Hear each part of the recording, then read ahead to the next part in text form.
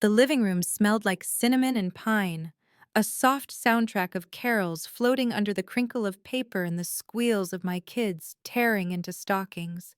My sister sat cross-legged by the tree in her satin pajamas, smile too bright, the kind she wore when she'd already decided the ending of a story and was just waiting for everyone else to catch up. "This one's for you," she said, sliding a box toward me. Silver paper velvet ribbon, my name in looping gold.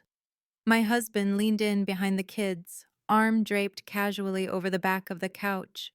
My mother watched from her chair, eyes shining, because we'd promised each other no drama, not today. Inside was a leather folio, the expensive kind that smells like new money. A note on top.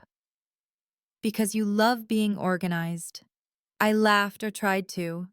Beneath the note lay tabs, escrow deed wire confirmations. Pages of notarized signatures.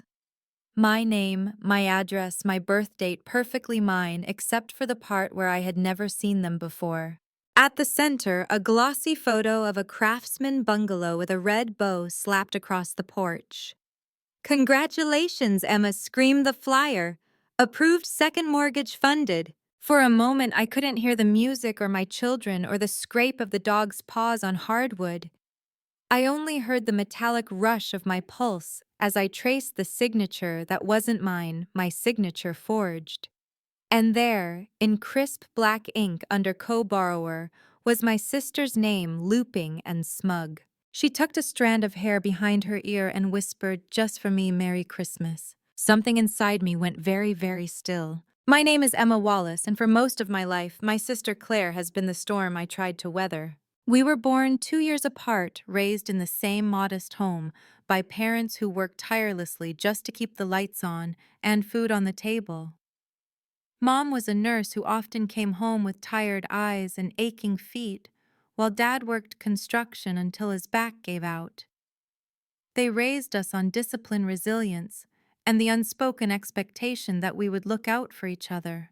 Except Claire and I were different from the start. I was the steady one, the one who made good grades, held part-time jobs, and learned to budget by necessity. Claire was dazzling. She was the kind of girl who could walk into a room and have every head turn. Teachers excused her late homework because she smiled. Boys carried her books, though she could carry them herself. And when things went wrong, my parents always seemed to find reasons for her mistakes. "She's young, she'll learn.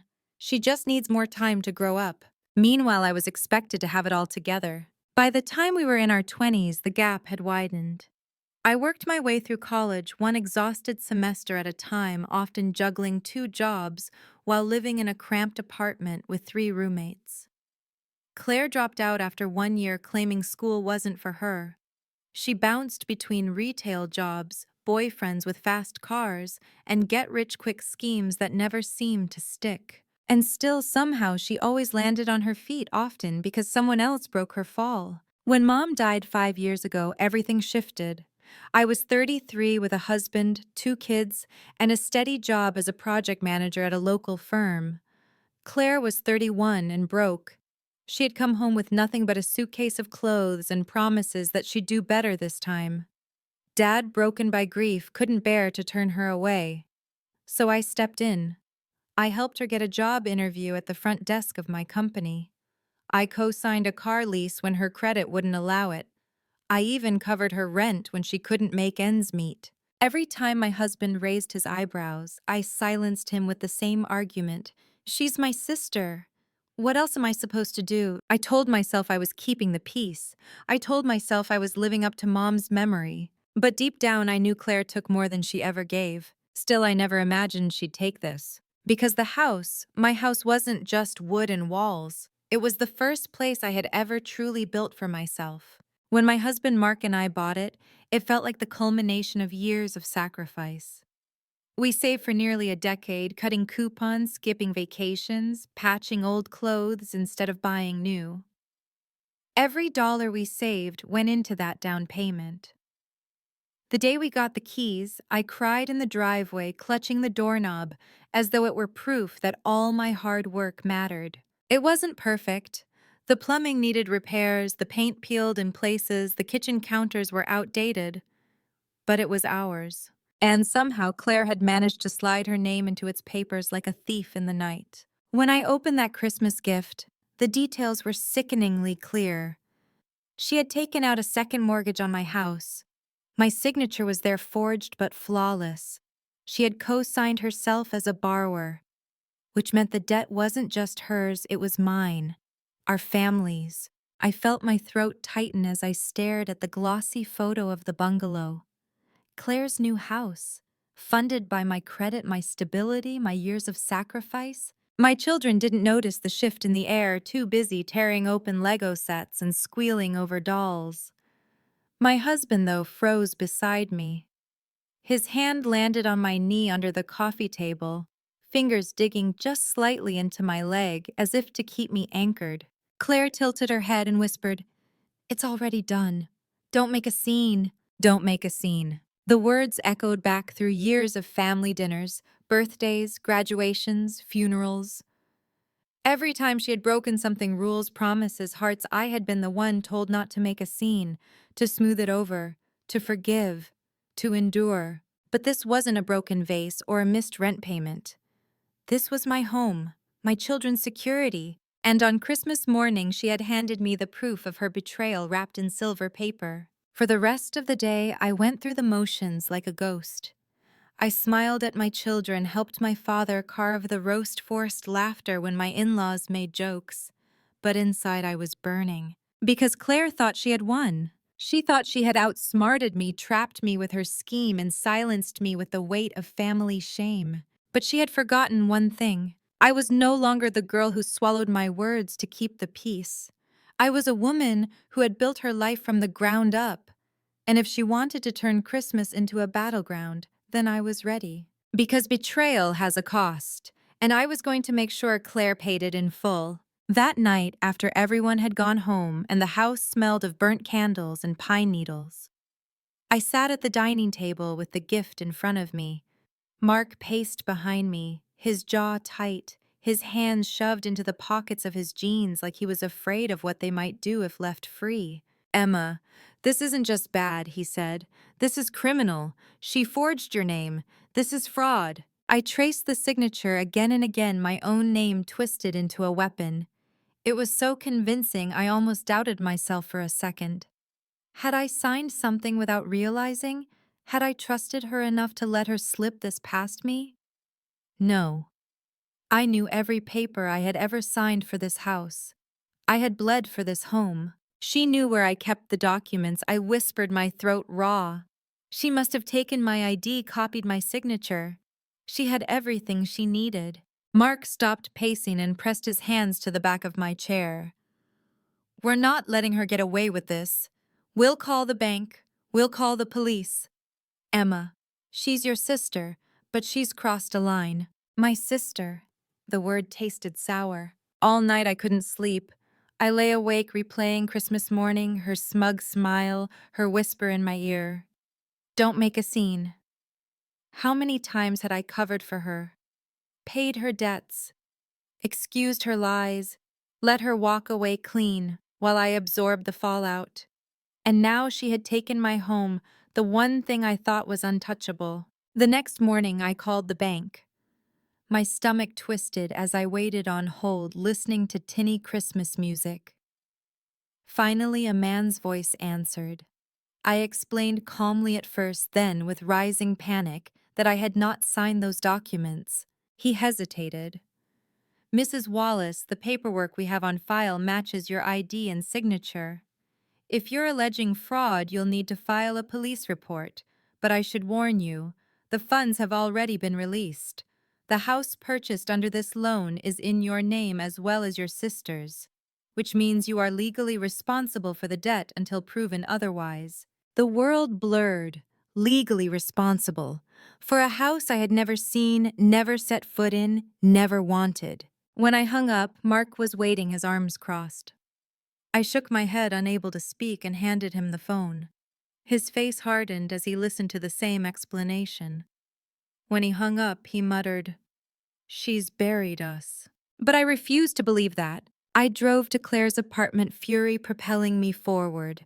She opened the door in silk pajamas, sipping champagne like Christmas was still going. Well, she said, her smile sharp. That didn't take long. I pushed past her into the living room.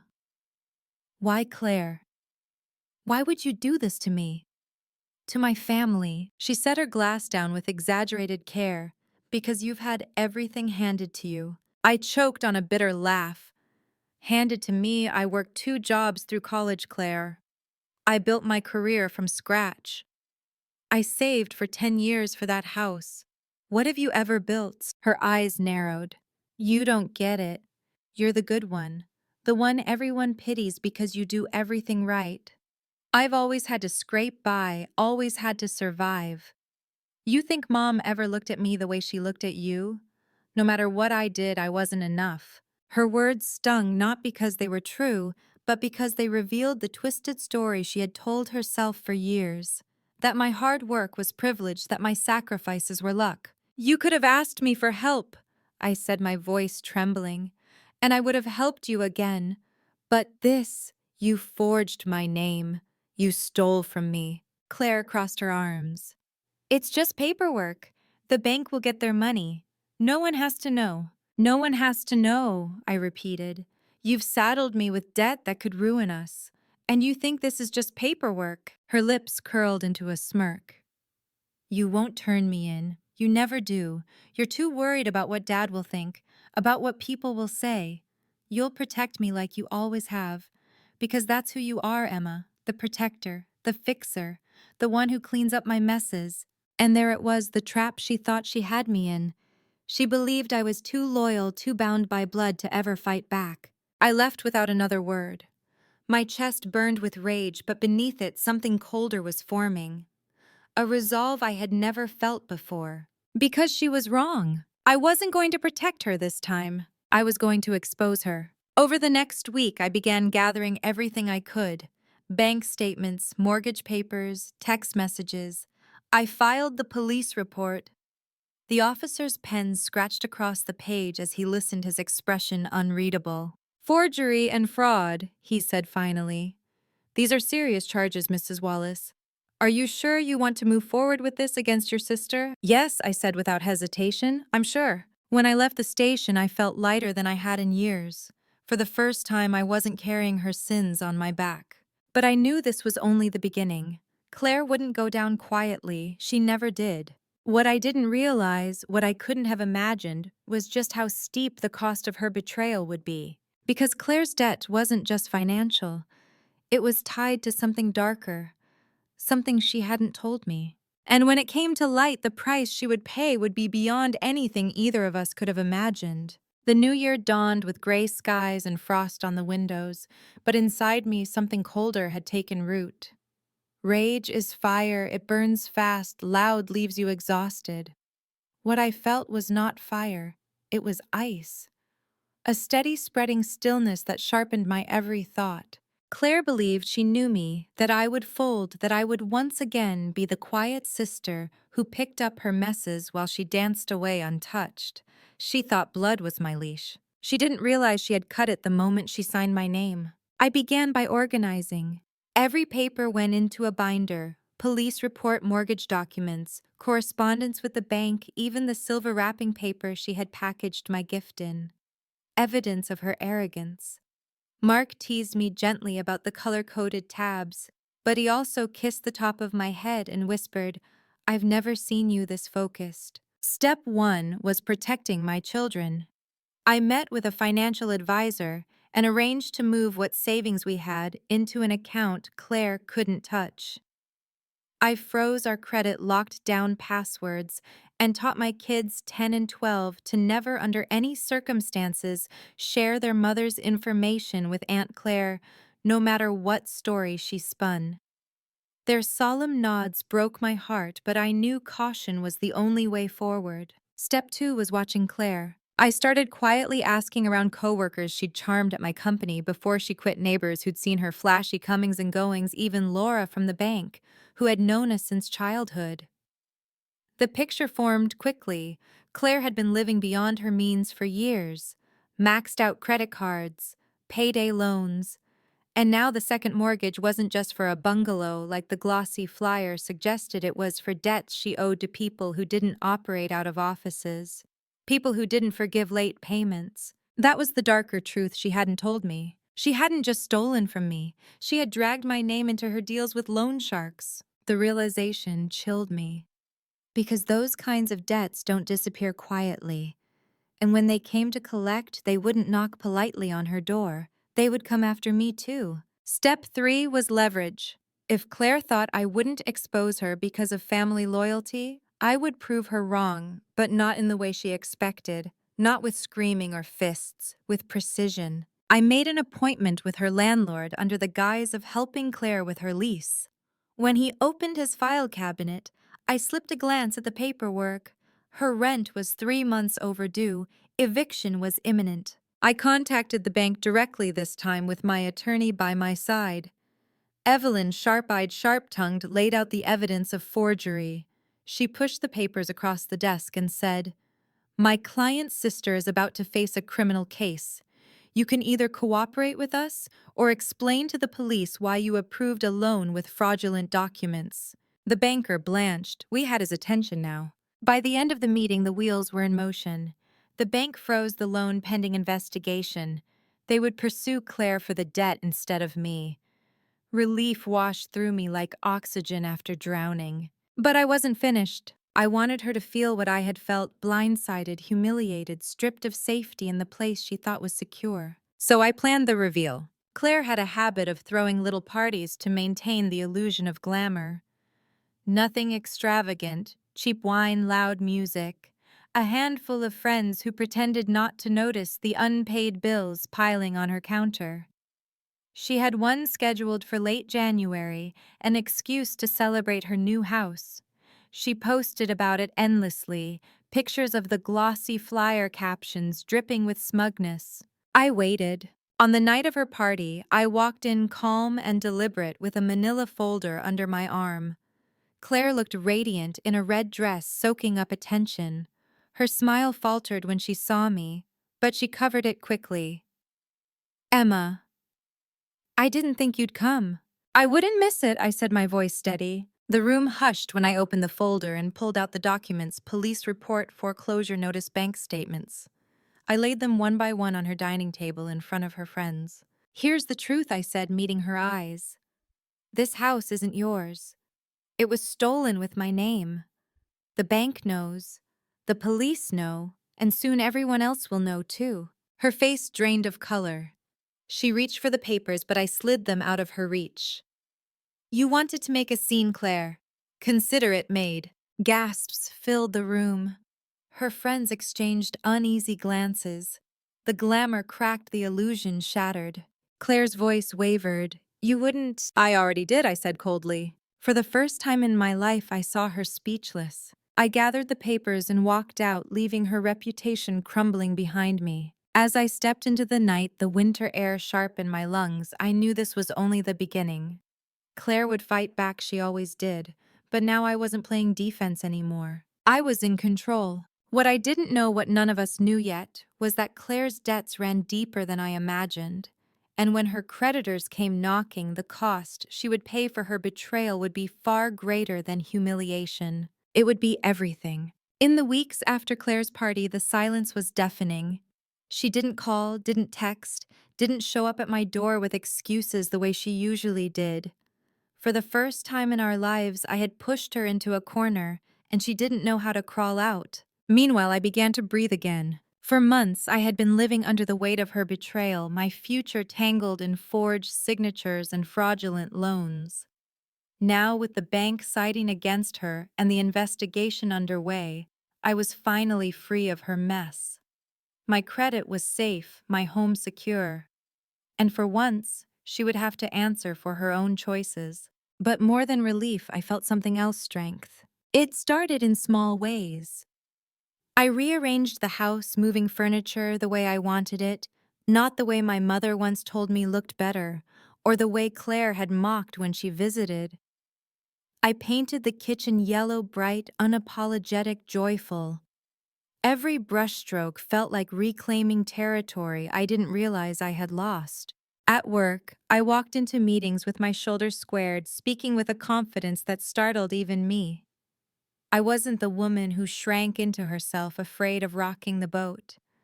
I was the woman who had stared down betrayal and chosen to fight. One afternoon, my boss pulled me aside. Emma, have you ever thought about applying for the senior project manager position? You're already doing the work. Before I would have hesitated, worried I wasn't ready. This time I smiled. Yes, I'll apply. I even dusted off an old dream writing. For years, I had filled journals with half-finished essays, scraps of stories, always telling myself I didn't have the time. But one evening, after the kids were in bed and the house was quiet, I sat at my desk and opened my laptop. The words poured out about family betrayal resilience, about the cost of love when it becomes obligation, about finding strength when you're left with nothing but yourself. The more I wrote, the freer I felt. Mark noticed the change in me. One night as we folded laundry, he looked at me with a softness that nearly undid me. "You're different," he said. "Not harder. Stronger. I haven't seen you this alive in years." I smiled, tears stinging my eyes. I finally stopped carrying her weight. Because that's what it was, wasn't it? For decades, I had been carrying Claire, her failures, her debts, her lies. I had believed that being a good sister meant being her shield, her safety net. But all it had done was leave me bruised and small. Now, without her shadow looming over me, I was discovering who I really was. I took my kids ice skating one Saturday, laughing as we stumbled together on the rink. I started a book club with neighbors, something I never would have dared before, too worried about Claire showing up and causing drama. I even booked a short family trip, nothing extravagant, just a weekend by the coast, but it felt like a declaration: this life is mine to live, not hers to drain. Claire's absence lingered, of course. Dad asked about her once, his voice weary. "Have you talked to your sister?" I shook my head. She made her choices. He sighed, but he didn't argue. Maybe even he knew the truth, that Claire's path had always been one of destruction, and mine had always been one of endurance. But endurance wasn't enough anymore. I was done surviving. I was ready to thrive. The day I got the promotion at work, I sat in my car afterward and cried. Not because of the title or the pay, but because I realized I had done it entirely on my own. No shortcuts, no forgery, no betrayal. Just me. That night, I made a toast at dinner. "To new beginnings," I said, raising my glass of water. My kids clinked their juice boxes against it, and Mark squeezed my hand under the table. For the first time in years, I wasn't haunted by the fear of what Claire might do next. I wasn't bracing for the next disaster. I wasn't waiting for the other shoe to drop. I was standing in my own life, strong and unshaken. But even as I embraced this new chapter, I knew something darker still lingered in the background. The police had contacted me twice, asking for updates, confirming details. Their voices carried a weight that made my stomach twist. Claire's betrayal had opened a door I couldn't close, and what waited on the other side wasn't just humiliation or debt. It was a reckoning, because the creditors she had tangled with weren't the kind you could ignore. They were circling, impatient, and soon they would come to collect. And when they did, the cost Claire would pay for her betrayal would make even my revenge look merciful. It was late February when the knock came, not at my door, at Claire's. I only knew because I was pulling into my driveway when a black SUV with tinted windows slowed at the curb across from her apartment. Two men stepped out, dressed too neatly to be casual, too rigid to be friendly. I froze, groceries in hand, and watched as they disappeared into her building. An hour later, my phone rang, Claire's number. For a moment, I considered ignoring it. But curiosity and a flicker of something like dread won. Her voice was trembling. "Emma, they know." I set the groceries down on the counter. "Who?" "The investors.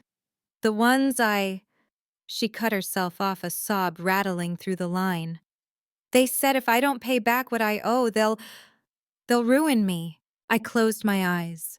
The darker truth I had sensed was here at last. "Claire, how much?" Silence. Then so soft I almost didn't hear it, "hundreds of thousands." The room tilted. How I kept refinancing, rolling over debts, using your name, using the house as collateral. It was supposed to be temporary, just until I got back on my feet. Her voice cracked.